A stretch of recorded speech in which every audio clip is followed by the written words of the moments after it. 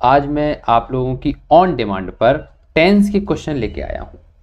20 ऐसे क्वेश्चंस लेके आया हूँ जिसमें कॉन्सेप्ट छुपा हुआ है। देखिए, अगर हम कॉन्सेप्चुअल क्वेश्चन कर लें तो एक क्वेश्चन से बहुत सारे क्वेश्चन बन जाते हैं। तो क्यों ना हम 20 ऐसे क्वेश्चंस करें जिसमें कॉन्सेप्ट छुपा हुआ है कहीं ना कहीं। अगर वो कॉन्सेप्ट हमारे दिमाग में बैठ जाता है तो हम बहुत सारे क्वेश्चन वैसे कर लेते हैं, है ना। चलिए, 20 क्वेश्चंस मैं करने वाला हूँ। आप लोगों को मेरे साथ बढ़िया एक कॉपी उठानी है और सॉल्व करते जाने हैं। 20 में से आपके कितने कॉन्सेप्ट क्लियर हुए वो मेरे को बताने हैं, यानी कि आपके कितने सही निकले। ठीक है, फर्स्ट क्वेश्चन हमारे सामने है। फर्स्ट क्वेश्चन है, good students always dash hard work work या फिर वर्किंग, क्या होगा। देखिए, तो इसमें कॉन्सेप्ट क्या छुपा हुआ है, इसमें कॉन्सेप्ट छुपा हुआ है ऑलवेज। ये अगर कहीं आ जाए ऑलवेज, तो ऑलवेज क्या करता है, हमेशा किसको दिखाता है, ऑलवेज हमेशा प्रेजेंट इंडेफिनिट को दिखाता है। प्रेजेंट इंडेफिनिट में क्या आता है, वर्ब की फर्स्ट फॉर्म आती है या फिर वर्ब की फर्स्ट फॉर्म में एस या एस आता है। तो गुड स्टूडेंट्स बहुत सारे हैं, वर्ब की फर्स्ट फॉर्म आना चाहिए। आंसर क्या होगा, वर्क हमारा सही आंसर होगा। तो यहाँ पर क्या आंसर होना चाहिए, वर्क यहाँ पर सही आंसर होना चाहिए। आगे बढ़ते हैं। पहला कॉन्सेप्ट आपको समझ में आ चुका होगा, ऑलवेज आ जाए, नेवर आ जाए, एवरीडे आ जाए, एवरी मंथ आ जाए। जब हम डेली रूटीन की बात करते हैं, डेली हैबिट की बात करते हैं, तो उसको प्रेजेंट इंडेफिनिट में रखते हैं। सेकंड हमारा है, the earth dash round the sun. इसमें क्या आएगा, मूव आएगा कि मूव्स आएगा कि मूव्ड आएगा।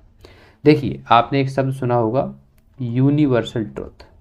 यूनिवर्सल ट्रुथ, जब कभी भी हम यूनिवर्सल ट्रुथ की बात करते हैं, अब आप पूछोगे यूनिवर्सल ट्रुथ क्या होता है, तो यूनिवर्सल ट्रुथ का मतलब होता है सार्वभौमिक सत्य, जैसे पूरी दुनिया माने, उसको बोलते हैं यूनिवर्सल ट्रुथ।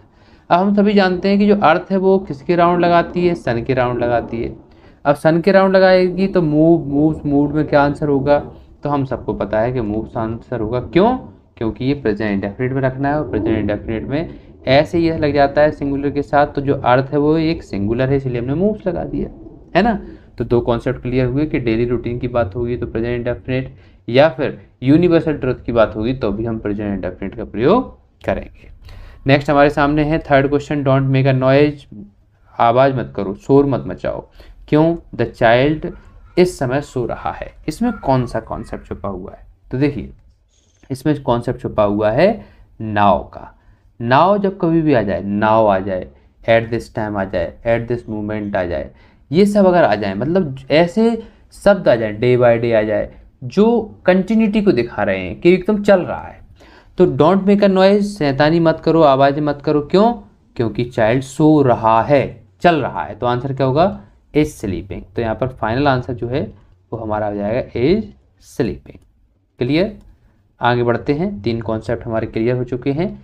नेक्स्ट हमारा कॉन्सेप्ट है fourth concept, my wife and I dash to the cinema every Sunday. देखिए, फिर इसमें एवरी संडे आ गया। एवरी संडे आ गया तो किसको बता रहे हैं, एक रूटीन को बता रहे हैं। और जब भी रूटीन को बताते हैं तो कौन सा होता है, तो हमेशा प्रेजेंट इंडेफिनिट होता है। प्रेजेंट इंडेफिनिट में सिंगुलर के साथ एस आई एस और प्लूरल के साथ वर्ब की फर्स्ट फॉर्म आती है। यहाँ पे माई वाइफ एंड आई लिखा है तो वर्ब की फर्स्ट फॉर्म आएगी। आंसर क्या हो जाएगा, गो हमारा सही आंसर हो जाएगा। आगे बढ़ते हैं। नेक्स्ट क्वेश्चन, पांचवा question, I dash his letter a week ago. चार कॉन्सेप्ट हमारे क्लियर हो गए, पांचवा कॉन्सेप्ट भी क्लियर कर लो। जब कभी भी किसी सेंटेंस में एगो लग जाए, एगो का मतलब क्या होता है, पहले, यानी कि पास्ट को दिखा रहा है, तो एगो लग जाए, बिफोर लग जाए, 2 डेज एगो लग जाए, 2 डेज बिफोर लग जाए, लास्ट मंथ लग जाए, लास्ट ईयर लग जाए, मतलब कभी भी पास्ट, रिसेंट पास्ट को दिखाएंगे तो पास्ट इंडेफिनिट होगा। और पास्ट इंडेफिनिट में लगती है वर्ब की सेकंड फॉर्म, इसीलिए आंसर क्या हो जाएगा यहाँ पर, रिसीव्ड यहाँ पर सही आंसर हो जाएगा। क्योंकि वर्ब की सेकंड फॉर्म तो क्या है, रिसीव्ड ही है। तो यहाँ पर इस तरह से हम कर सकते हैं। Okay, VED, RECEIVED। ओके, चलिए आगे बढ़ते हैं। अब हम छठवें क्वेश्चन की तरफ चलते हैं, सिक्स्थ क्वेश्चन की बारी है। Sixth question, my father dash to see me only a month एगो।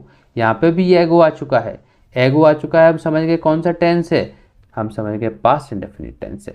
पास्ट इंडेफिनिट में वर्ब की कौन सी फॉर्म आती है, सेकंड फॉर्म आती है। सेकंड फॉर्म कौन सी है, ये रही भैया केम, ये हमारी सेकंड फॉर्म है।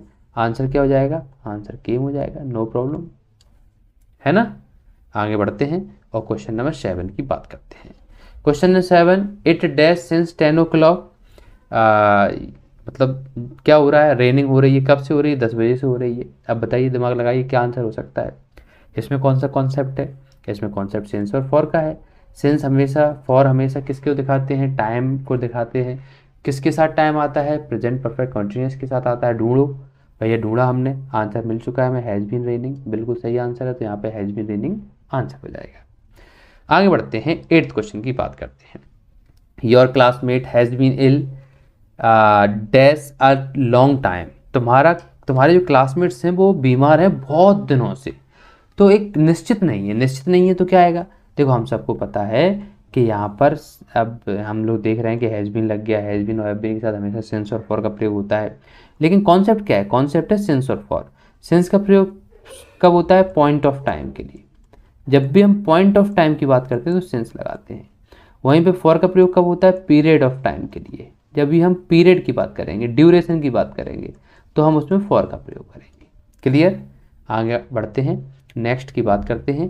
ही dash to the cinema tomorrow. इसमें कौन सा कॉन्सेप्ट है, इसमें कॉन्सेप्ट है टुमारो। टुमारो किसको दिखाता है, फ्यूचर इंडेफिनिट को दिखाता है। अच्छा, तो फ्यूचर इंडेफिनिट में क्या लगता है, विल और शैल लगता है। आंसर क्या होगा, विल को होगा। फ्यूचर इंडेफिनिट को दिखा रहा है ना, तो यहाँ पर आंसर क्या हो जाएगा, यहाँ पर आंसर हो जाएगा विल को। इज इट क्लियर, बिल्कुल क्लियर हो चुका है। आगे बढ़ते हैं, क्वेश्चन नंबर 10 की बारी है। You dash English for 3 years by the end of this year. इसमें कौन सा कॉन्सेप्ट है भैया, इसमें वाई का कॉन्सेप्ट है। वाई के साथ जब कभी भी टाइम आ जाए तो हमेशा वो टेंस कौन सा होगा, वो हमेशा टेंस फ्यूचर परफेक्ट होगा। ध्यान रखना कि वाई के साथ अगर कोई टाइम आता है तो वो टेंस कौन सा होता है, फ्यूचर परफेक्ट होता है। तो फ्यूचर परफेक्ट के लिए क्या आंसर होगा, फ्यूचर परफेक्ट के लिए विल हैव आंसर हो जाएगा। तो विल हैव लर्नड हमारा सही आंसर हो जाएगा, विल ये रहा, हैव लर्नड ये आंसर हो जाएगा। तो फाइनल जो आंसर हो जाएगा वो हो जाएगा विल हैव, और लर्न की थर्ड फॉर्म लर्नड होती है, इसलिए हमने यहाँ पे एंटी ये लिख दिया। आगे बढ़ते हैं, 10 क्वेश्चन हो चुके हैं, आधा वीडियो कंप्लीट हो चुका है। आशा करता हूँ कि आपको बहुत सारे कॉन्सेप्ट मिल रहे होंगे। नेक्स्ट की बात करते हैं। नेक्स्ट हमारा कॉन्सेप्ट क्या है, नेक्स्ट कॉन्सेप्ट है कि आई विश, मैं आशा करता हूँ, मेरे को ऐसी मेरी इच्छा है ना। तो आई विश, मैं चाहता हूँ कि मैं एमपी का चीफ मिनिस्टर बन जाऊँ। तो ये तो मेरे लिए तो खैर असंभव की बात है, लेकिन कोई सोच रहा है, मान लो सोच रहा है, तो वैसे आई के साथ क्या आता है, वैसे तो आई के साथ वॉज आता है, लेकिन यहाँ पर क्या आएगा, यहाँ पर तो वर आएगा। क्यों, क्योंकि हम इमेजिनेशन कर रहे हैं, और इमेजिनेशन के लिए जब कभी हम इमेजिनेशन की बात करेंगे तो इमेजिनेशन के लिए हमेशा हम किसका प्रयोग करेंगे, इमेजिनेशन के लिए हम वर का प्रयोग करेंगे। जैसे काश में प्रधानमंत्री होता, if I were prime minister. काश में एक डॉक्टर होता, if I were a doctor. काश में इंजीनियर होता, if I were an engineer. है ना, जब हम सोचते हैं, इमेजिनेशन में जाते हैं, तो उसके लिए हम वर का प्रयोग करते हैं। आगे बढ़ते हैं, और क्वेश्चन नंबर 12 की बारी है। When I reach the station, जब मैं स्टेशन पे पहुंचा, the train dash left, train जा चुकी थी। तो क्या आंसर होगा भैया, मैंने आपको बोला है कि कभी भी जब इस तरह का सेंटेंस आए तो आपको जाना है पास्ट परफेक्ट की तरफ, अगर आगे पास्ट इंडेफिनिट है तो। ठीक है, तो आंसर क्या हो जाएगा, आंसर हो जाएगा यहाँ पर हैड। क्लियर। आगे बढ़ते हैं, ही जनरली डैश वेरी वेल। वह क्या करता है, जर्नली आ गया, जर्नली आ गया, तो किसको दिखा रहे हैं, प्रेजेंट इंडेफिनिट को दिखा रहे हैं। कॉन्सेप्ट क्लियर करते जाओ।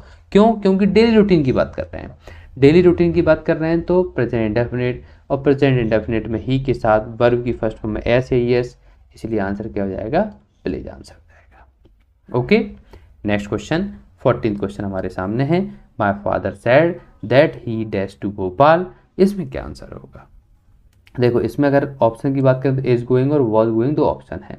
अब यहाँ पे देख रहे हैं हम पास्ट की बात चल रही, तो वैसे ही कर दो, पास्ट की बात चलेगी तो हमें पास्ट में तो जाना पड़ेगा, right, majority of the sentence की बात होती है, तो आंसर यहाँ पे वॉज हो जाएगा। तो माय फादर सेड, मेरे पिताजी ने कहा, that he was going to Bhopal, कि वह कहाँ जा रहे थे, भोपाल जा रहे थे। आगे बढ़ते हैं, नेक्स्ट क्वेश्चन की बात करते हैं। While I was writing this book, जब मैं इस बुक को लिख रहा था, मेरी डॉटर क्या कर रही होगी, सो रही होगी, है ना।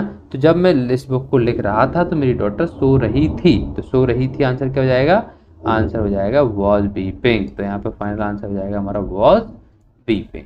क्लियर हो चुका कि नहीं, बिल्कुल अच्छी तरह से क्लियर हो चुका होगा। 15 क्वेश्चन हम लोग कंप्लीट कर चुके हैं, लास्ट 5 क्वेश्चन बचे हुए हैं। ये भी कॉन्सेप्ट को क्लियर करिए, एंड में मुझे बताइए कि कितने आपके सही निकले। He said that the sun dash in the west, इसमें क्या हो सकता है भैया? वैसे अगर ध्यान से देखें, अच्छा क्वेश्चन है क्योंकि सेड लग गया, सेड लग गया तो अभी मैंने कॉन्सेप्ट बताया है कि पास्ट की बात पास्ट में चलेगी, लेकिन यहाँ पे बिल्कुल कॉन्सेप्ट कट गया। क्यों कट गया? क्योंकि आगे तो यूनिवर्सल ट्रुथ है, और यूनिवर्सल ट्रुथ को हमेशा किस में रखेंगे? यूनिवर्सल ट्रुथ को हमेशा प्रेजेंट इंडेफिनिट में रखते हैं। हमेशा ध्यान रख लीजिए, जब कभी हम यूनिवर्सल ट्रुथ की बात करेंगे, एक ही सेंटेंस जिंदाबाद है, वो है हमारा प्रेजेंट इंडेफिनिट, है ना। तो यहाँ पे सही आंसर क्या होगा? यहाँ पे सही आंसर होगा सेट्स। भले ही आगे पास्ट में है, लेकिन ये तो किस में होना चाहिए? ये तो प्रेजेंट इंडेफिनिट में होना चाहिए, क्योंकि ये यूनिवर्सल ट्रुथ है। तो हमारा 16 क्वेश्चन क्लियर हो चुका है। येट आ गया, येट आ जाए, स्टिल आ जाए, स्टिल नाउ आ जाए, ये सब किसको दिखाते हैं? प्रेजेंट परफेक्ट को दिखाते हैं, है ना। तो यहाँ पे ऑप्शंस नहीं दे पाए हैं, तो वैसे ही मैं आपको बता देता हूँ कि जैसे डिड नॉट, मान लो, चलो एक ऑप्शन मैं दे देता हूँ अपनी मर्जी से, डिड नॉट कम या फिर हैज़ नॉट कम। दो ऑप्शन हमारे सामने आ चुके हैं, डिड नॉट कम या फिर हैज़ नॉट कम। तो क्या आंसर होगा?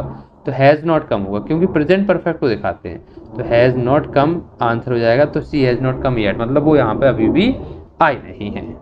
आगे बढ़ते हैं, 18 क्वेश्चन की बात करते हैं। Monika and Sonika dash together for a long time, have been living या हैव लिव्ड।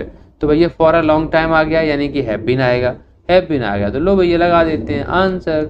आंसर हो जाएगा Monika and Sonika have been living together for a long time, साथ में बहुत दिनों से रह रही हैं। अब 19th और 20th क्वेश्चन को हमें करेक्ट करना है। अब करेक्ट करना है, इसमें भी कॉन्सेप्ट है। इसमें क्या कॉन्सेप्ट है? इसमें इट्स हाई टाइम। कभी भी किसी सेंटेंस में it's high time, it's right time, it's correct time अगर आ जाए आगे, तो आगे वाला सेंटेंस हमेशा पास्ट इंडेफिनिट में होता है। पास्ट इंडेफिनिट का मतलब क्या होता है? पास्ट इंडेफिनिट का मतलब वर्ब की सेकेंड फॉर्म होता है, यानी कि गो की जगह क्या हो जाएगा? गो की जगह बेंट हो जाएगा। सही हो चुका है आंसर, है ना। आगे बढ़ते हैं, क्वेश्चन नंबर 20 में क्या गलती है भैया? We shall serve if you will come. तो आप सबको पता है कि इफ़ का अगर प्रयोग हो तो इफ़ के साथ हमेशा प्रेजेंट इंडेफिनिट लगता है, जबकि दूसरा फ्यूचर इंडेफिनिट लगता है। तो आपको ध्यान रखना है कि इफ़ के साथ प्रेजेंट इंडेफिनिट और दूसरा फ्यूचर इंडेफिनिट, तो यहाँ पर प्रेजेंट इंडेफिनिट में होना चाहिए, प्रेजेंट इंडेफिनिट में होना चाहिए। तो ये बिल क्या कर रहा है? इसको हटाओ। तो फाइनल आंसर क्या हो जाएगा?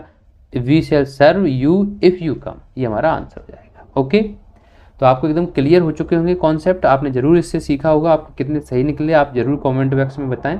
चलिए बहुत बहुत धन्यवाद, मिलता हूँ नेक्स्ट वीडियो में। Thank you very much, thanks a lot.